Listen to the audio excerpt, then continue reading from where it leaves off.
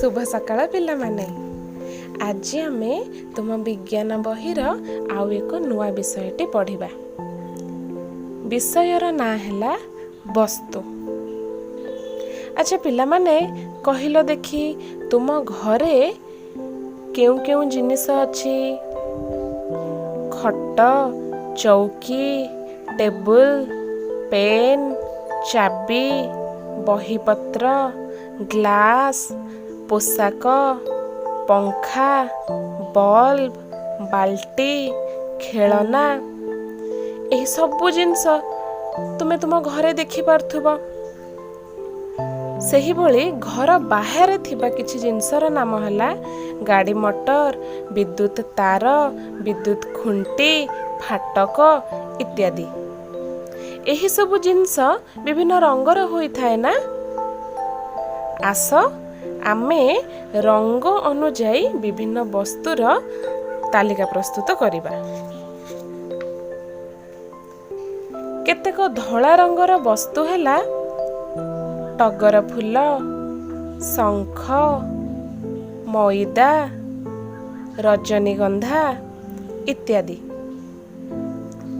केतेक सबुज रंगर वस्तु हैला जह्नी, पैड, पिजुली, कलरा इत्यादि।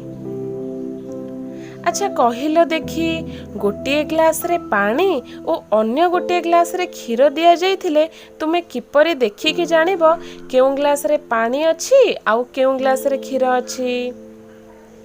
हाँ तुमे माने ठीक कहिलो। क्षीरर रंग धला ओ पानी रंगहीन। पानीर किछि रंग नाही।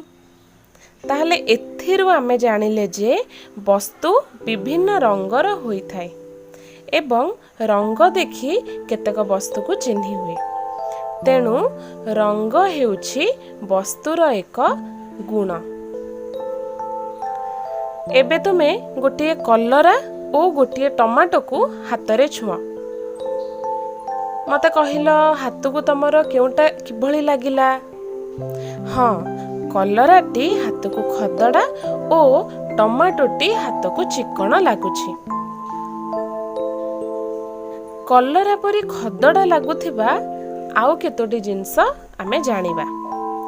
कांकड़, पणस, पत्थर, मिश्री, बाली इत्यादि।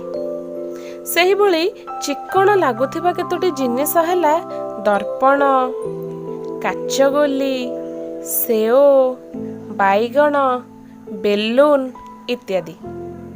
वस्तुटी खदड़ा बा चिकण जानिबा पई वस्तु उपरे आंगुठी चलाई अनुभव करिबाको हेबो।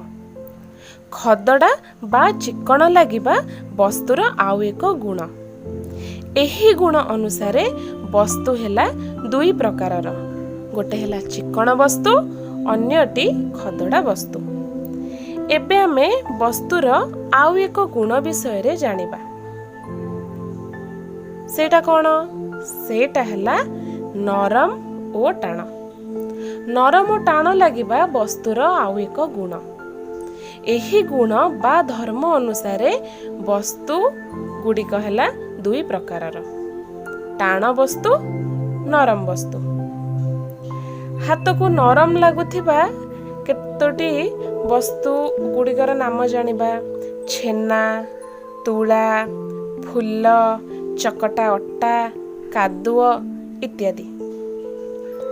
हाथ को टाण लागुथिबा केतेक वस्तु हैला पत्थर, इटा, काठ, नड़िया इत्यादि। आज आमे वस्तुर गुण अनुसारे एहार प्रकार भेद जानिले। कौन कौन जानले ना? वस्तुर रंग हेउछि गोटे गुण, चिकण खदड़ा लागिबा गोटे गुण, नरम टाण लागिबा आउ एक गुण। आशा करुछि तुमे एही विषयटी भल भाबरे बुझी पारथिबो। एहा परे आमे तुम बहिर थिबा अभ्यास कार्य करिबा। आज पई एतिकी रहिली। धन्यवाद।